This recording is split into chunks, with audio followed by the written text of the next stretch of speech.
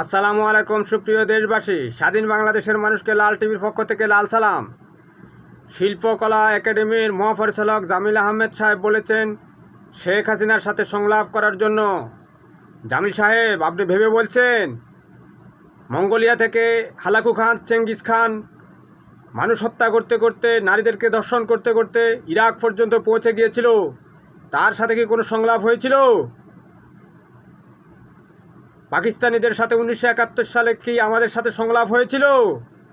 হত্যাকারীদের সাথে কোনো সংলাপ হয়? শেখ হাসিনায় নিরস্ত্র বাংলাদেশের মানুষের উপর পুলিশ লীগ লেলিয়ে দিয়ে গুলি করে, সাজো আজান দিয়ে গুলি করে, হেলিকপ্টার থেকে গুলি করে, গ্রেনেড দিয়ে হত্যা করে আমাদেরকে নিঃশেষ করে দিতে চেয়েছিল। সেই জঙ্গি ভারতীয় এজেন্ট শেখ হাসিনার সাথে সংলাপ হবে? ভারতের মণিপুরে তারা তাদের স্বাধীনতাকামীদের লাঠিচার্জ করে, আর হাসিনা আমাদেরকে গুলি করেছে।